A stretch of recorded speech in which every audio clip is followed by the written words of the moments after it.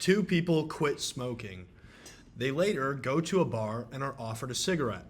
The first person says, "No thanks, I'm trying to quit."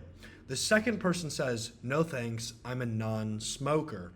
Now, who do you think actually relapses and who do you think successfully quits? Somewhat of a trick question, but if you know hypnosis and understand the brain, you'll understand that the person who is labeling themselves as a non-smoker are much more likely to follow that identity.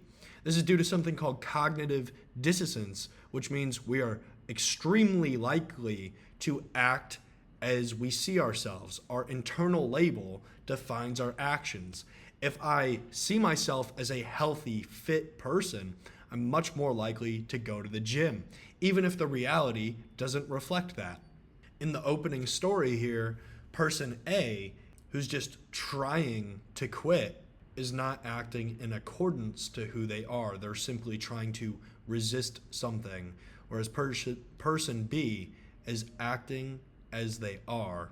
Today we're going to be talking about identity labels, which is a tactic used by the best salespeople in the world to force people into a buying position, but also something that's used by everybody every single day during normal conversation or internal self-thought that dictates all of your behaviors and actions. An identity is any statement starting with "I am." You can think about this like your computer has an operating system, so does your brain. When you say "I am," that is your OS, your operating system.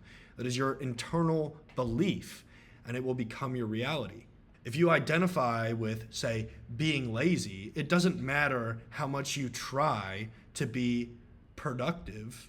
The productive application is going to crash because it's been installed on a lazy operating system. It's not compatible. Because the human brain has a consistency filter. Humans would rather be correct and unhappy versus happy and not correct. This explains why when most people start a new habit or set a new goal, they end up failing.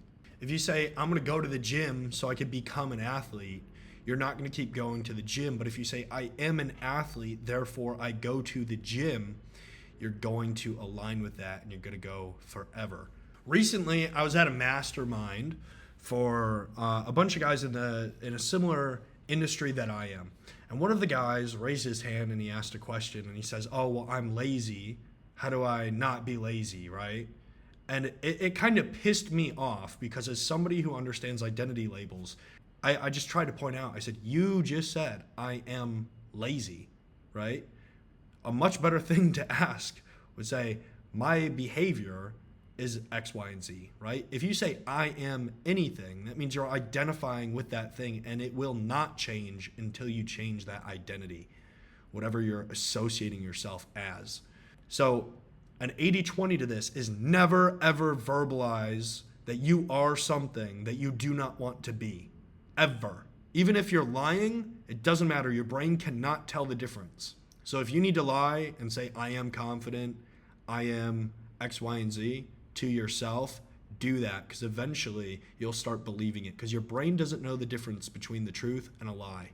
Now, you can't just go up to somebody who's depressed and say, "Hey, just say you're happy." That doesn't really work because the brain will reject too big of a leap if the practitioner is not conscious about what they're doing.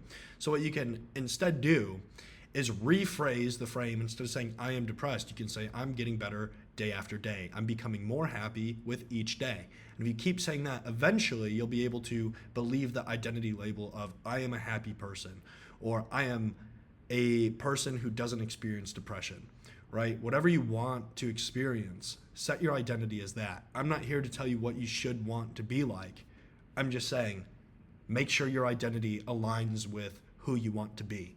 If you want to learn how to use identity labels in sales and persuasion and even seduction, I recommend you subscribe. I'm going to be doing more videos on weaponizing identity labels to control people's minds. So if you're subscribed, you'll be one of the first ones to see that. If not, you might never learn how to do it. You subscribe and then check out the next video.